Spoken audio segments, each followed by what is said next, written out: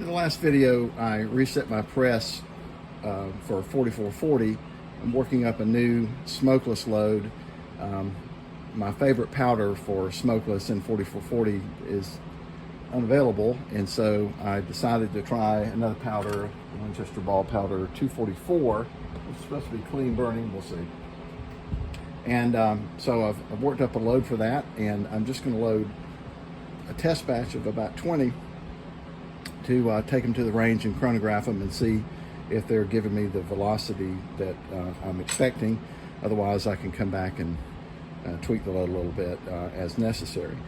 What's different about 4440 compared to some other of the typical straight wall pistol cartridges that we load is the 4440 has a very slight bottleneck, a very slight shoulder on the cartridge, and as a result you can't get carbide sizing dies for these. Carbide dies or titanium nitride sizing dies are favored for pistol ammunition because that ring of carbide or titanium is very hard, and it eliminates the need to lubricate the cases, which is another step. So these are steel dies, and they do require case lubrication. Now, they don't require much lubrication, and what I've figured out is using a little tub of unique case lube.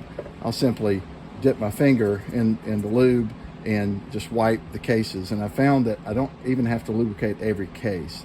I'll lubricate every, say, fourth case a little bit, and that seems to work fine. I've not had a 4440 case stick in my sizing die yet, not wood. Okay, so I've set everything up. I've set my powder measure to throw the correct amount of powder.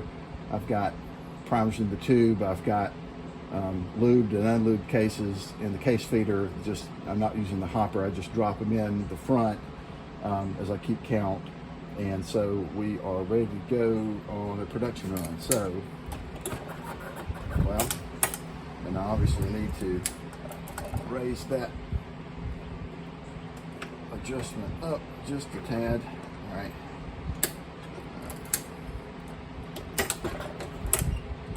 So as you've seen before in the progressive press, everything happens at once.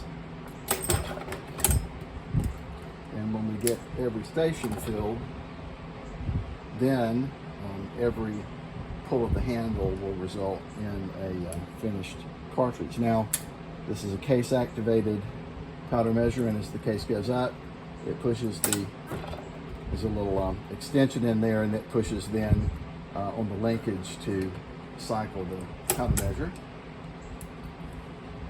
Not very much powder. That's a very fine, fairly fast burning powder. It doesn't take up much room in the case. So my RCVS lockout die cycles normally to let me know that is exactly the amount of powder that I wanted.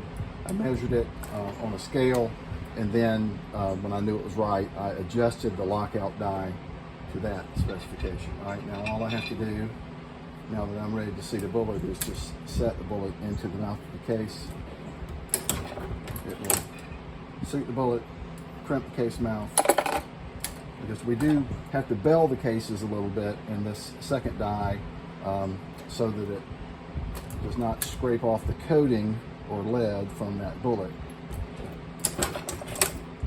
As you can see, it works pretty well. And the nice thing also about this press is if you want to check a case at any point, there's a case retention spring that goes around the edge of the shell plate that holds the cases in. You can just simply pull a case out, and if I feel like, for example, that primer didn't seat all the way, I can put the case back in and just give it another little press and check it and make sure it's where it needs to be.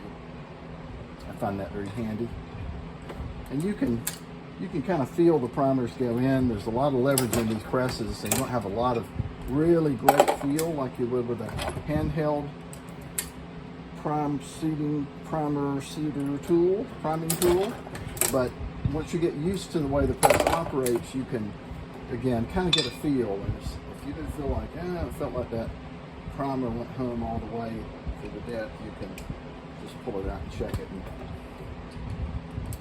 just make sure it's what you want it to be. You never want to have a high primer.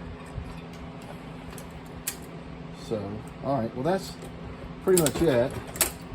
I may make a video later showing how I load with black powder substitute, because it adds a step that I'm not having to deal with here with the smokeless, true smokeless powder.